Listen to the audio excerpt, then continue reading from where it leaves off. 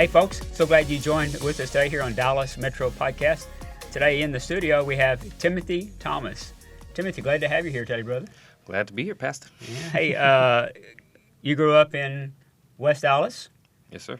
I met you. You were 2 years old. 2 years old. I knocked on the door, and your cousins were coming to Sunday school, and I think somebody invited you to come. And so tell us about that experience.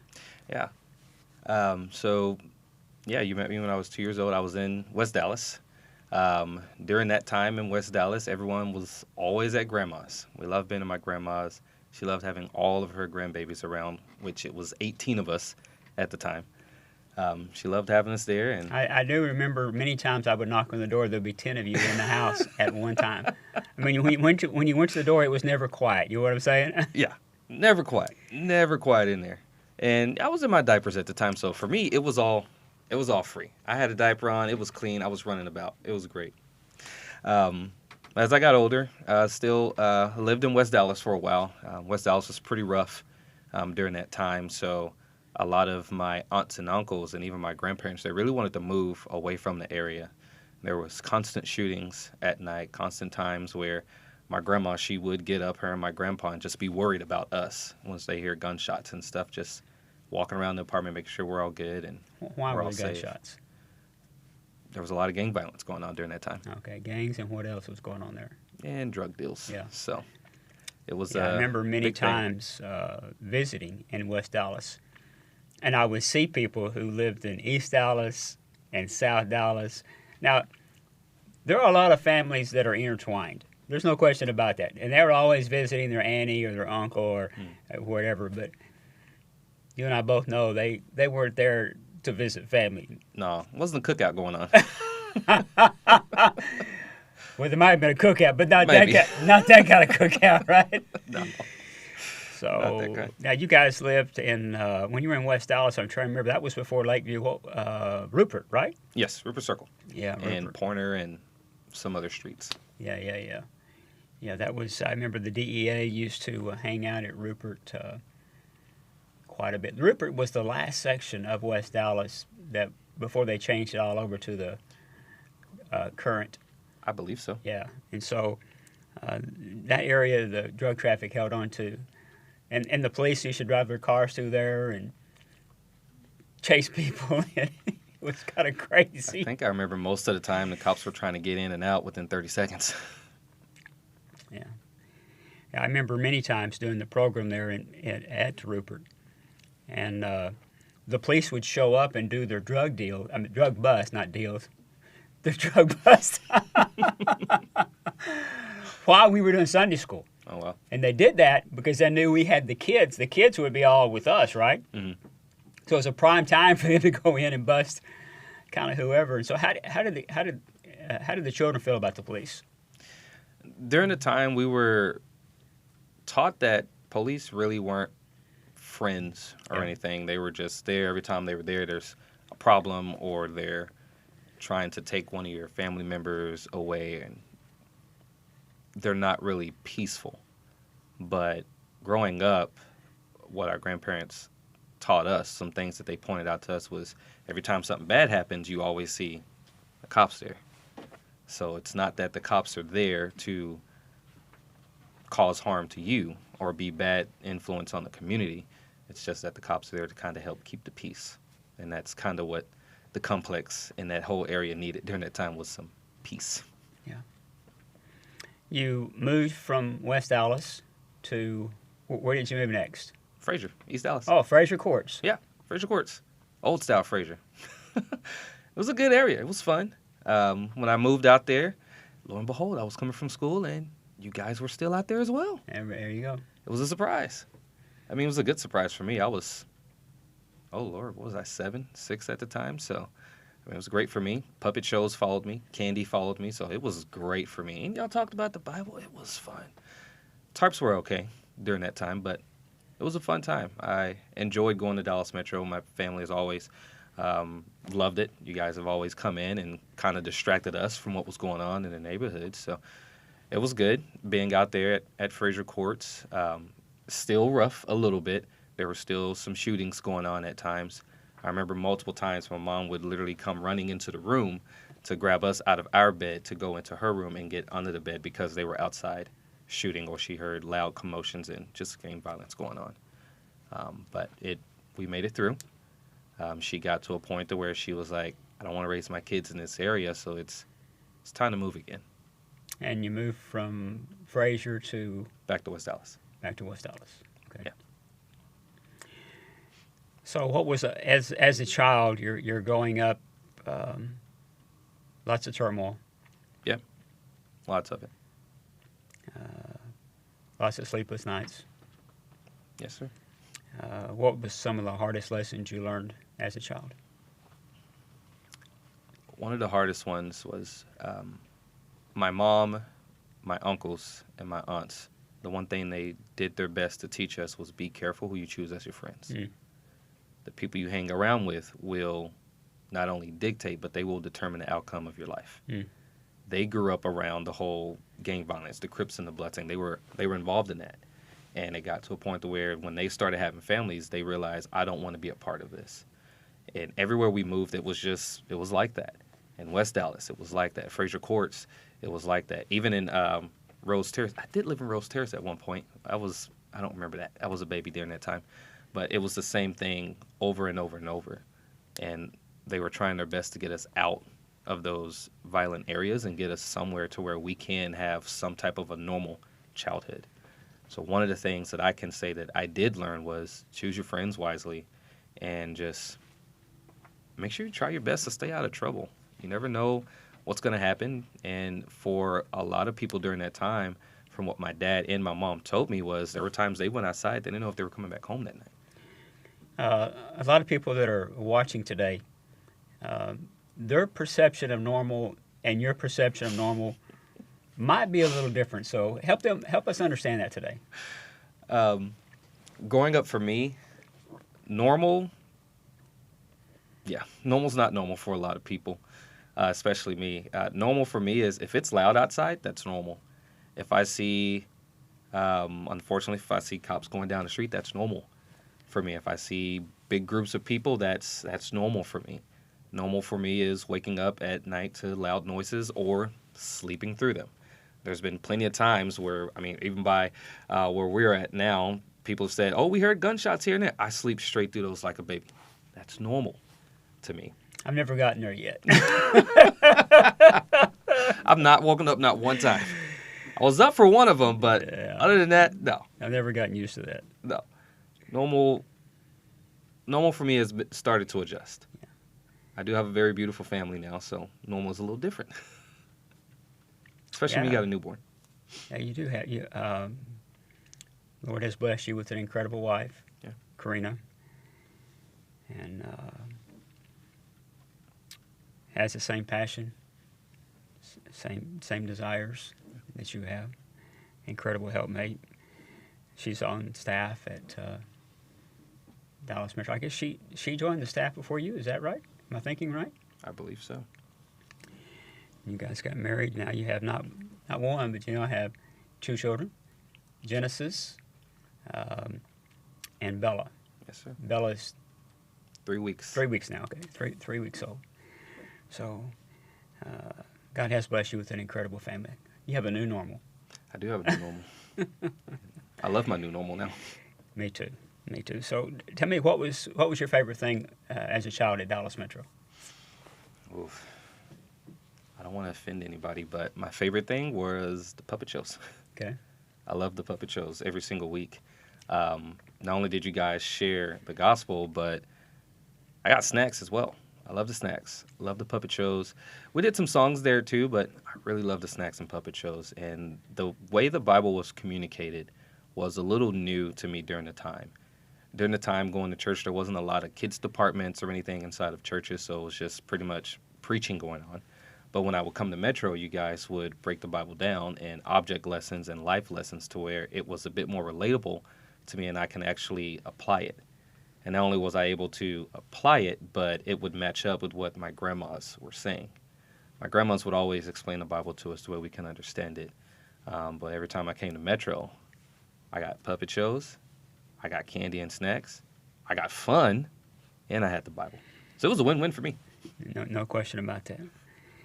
So you, as you got older at Metro, you then started attending the youth program, Yeah. DMY. Yes, sir. Got to be a part of that.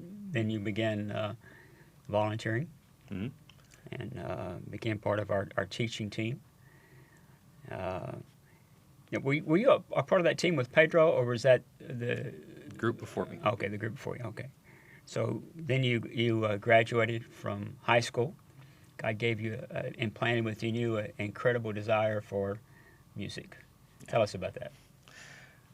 I've always loved music. I have been, from what I'm told, from both of my grandmas, my dad and my mom, I have been drumming since I could be able to walk and grab sticks and start playing. Every time we go to church, I'd always be sitting over in the, I guess you can say, the musician's pit. There'd be a bunch of us little ones over there lined up, and I just love drums. And once I finally got my opportunity to play and express that, I just fell even more in love with it. And it grew from drums to the way music was and how music was produced and how music sounded. And just growing up, I joined every band in middle school, elementary school, high school. Even in college, I did some music courses there. And for me, it felt good. And I was like, well, Lord, maybe you're calling me to go into music and do this whole music thing. And I felt peace with that, with the Lord. And I was able to grow my drum skills. And I started to play at church. I loved going to church with both of my grandmas, and that's where I fell in love with music in the first place. So as I started to develop my drum skills, I started playing at multiple churches, became drum leader, section leader in every school I went in. I was ambitious, but I loved it. And in college as well, I was able to play on a few worship teams at Christ for the Nations, and it was all great. It was all fun. And of course, I was on the worship team at Metro for many, many years, still is. And it was fun. Some things change. Not much, Not right? much. You think they're going to change, but maybe not, right? Maybe not. Amazing how you get sucked back into that, right? I mean, I love drumming and I love music. So there are a lot of teenagers out there, Tim, that are they don't have a dream. Yeah. Well, why do you think that is? I think the neighborhood norms, Yeah. and the culture, and the things in the environment, and the things that we've been taught, and the things we are seeing that parents and everyone else around us is doing, it's kind of just, I think it's sucking our dreams away, sucking away teenagers' passion and their desires to want to be better. I'm even talking this week to our teenagers about wisdom and making wise choices. One of the things that I am bringing up is a lot of our teenagers say they want to do better. They want to be better. They want to be. They don't want to be stuck in the same place for life. They don't. They want to achieve things, and they want to excel, and they want to grow. One of the things that you have to do is you have to have the mindset for it, and you also have to make the right choices. Mm. We see what's going on in the neighborhoods. We don't like it. If you don't want to end up that way, you have to change your perspective. You have to put on a new set of lenses to see the world and see life through. I had to do that. I learned that the hard way. But growing up, after constantly getting evicted and seeing my parents struggle and seeing my aunts and some of my uncles struggle, I said, I don't want to be like that. I don't want to do that. I want to be in a position to where I can help my mom. I can help my dad. I can help my aunts. I can help my uncles. But the only way, if I'm going to be able to do that, I have to change my perspective and put some motivation behind it. Why is it most of the people that are watching it, again, their perception of normal and your perception of normal, or even the perception of the kids that live in the inner city, mm-hmm. it's a little different. So I'm sure they're having a hard time grasping, okay, what's making you to have this mindset? Why is it that you are, why are drugs, why would anybody even consider being a part of drug traffic, or why would he even consider joining a gang? I mean, help us to understand that. Well, as you always say, some things are taught, some things are caught. And for us, we've been taught. I want to say that again. Some things are taught. Yeah. Most things are caught. Yeah. That's just what we know. That's what we've seen, and it's been a generational thing. I can say for a lot of kids my age, our grandmas and grandparents, our grandparents were different. But when our parents were growing up during that time, that was the normal thing. Keep in mind, a lot of us lived in poverty. A lot of kids still do live in poverty, so they have a poverty mindset. And the poverty mindset is you can go to high school, you can graduate, but after that, it's kind of do whatever you want. There's no next level after that. After that, it's, okay, I need to get a job, I need to start working, but I don't want to work anymore. Oh, you can stop working, you can just stay at home and live off of other people or live off of your mom, or you can just use the government systems that are out there, and you can just do that for the rest of your life. A lot of it's a generational thing. I can say there are some parents now from my generation and from my group, they want something different from the kids. But it's kind of hard when this generational thing has been taught and pushed down to generation, and it's constantly being passed on, and it's constantly inside of the music that a lot of people listen to and a lot of people that they follow, to where that looks appealing. So I want to do that. But a lot of people, once they get inside of it, it starts off good, but in the long run, it's a death trap. So what I'm hearing you say is that role models Pretty much is the challenge. Yeah. People do what they know, and that's where the whole normal thing comes in at. Mm-hmm. You know, if normal is the violence, the drug traffic, staying at home and doing whatever instead of working, or that becomes normal, and so you get caught in that vicious cycle. You know, for girls, or what percentage of our girls would you say their father is not home and being a dad to them? Current teenagers? Yeah. 95%. Yeah, I would agree. It's. And I'm sure most people that are watching today, that's unbelievable. Yeah, it is. It really is. I remember at Roach Terrace, when Roach Terrace was up, there were 1,000 kids that lived in Roach Terrace. Of those 1,000 kids, I think there were 8 or 9 dads. Wow. That actually lived at Roach Terrace. Wow. So when that happens, it kind of changes what your perspective of what normal looks like. Yeah. And so when the day before the program, somebody came and knocked on your door. You. I did. And then after me, it was James. Yeah. James came in. And now this wasn't a one-time event. No. Every week.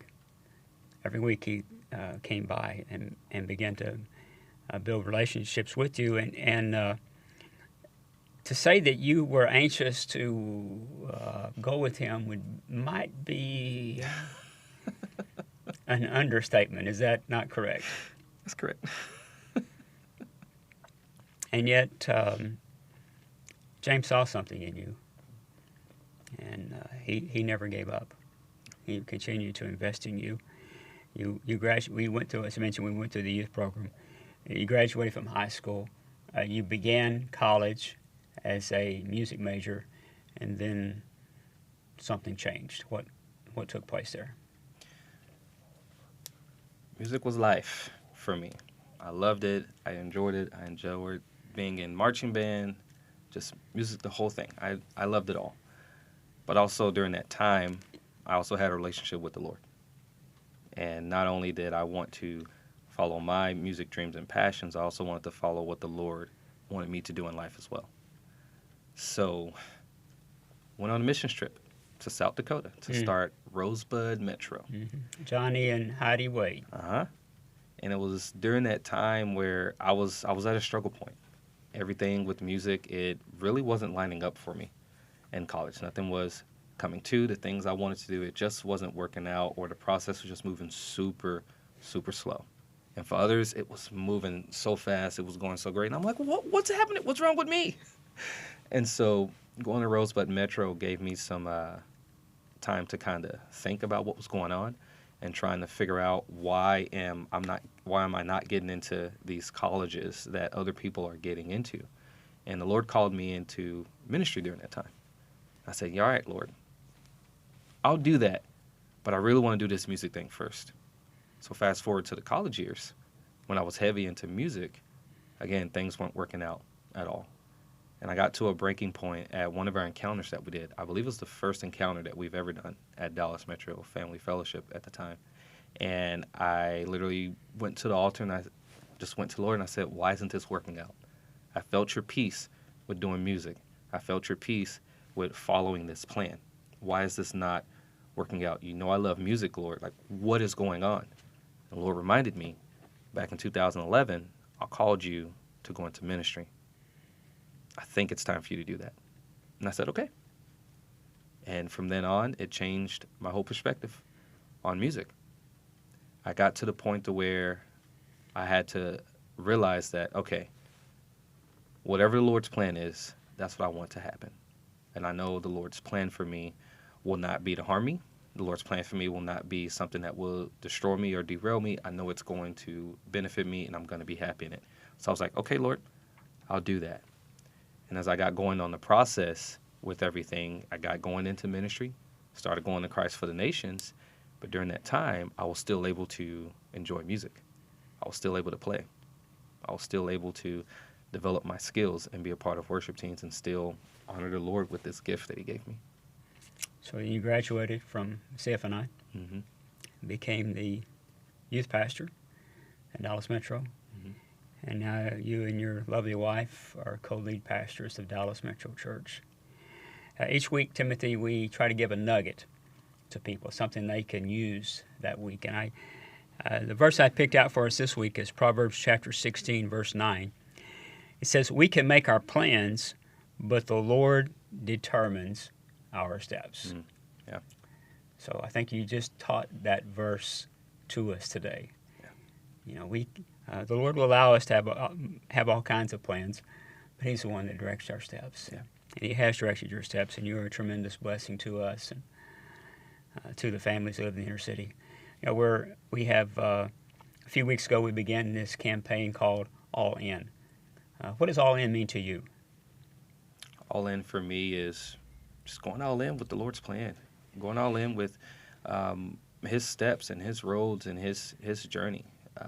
It takes crazy faith, as we've walked through that before.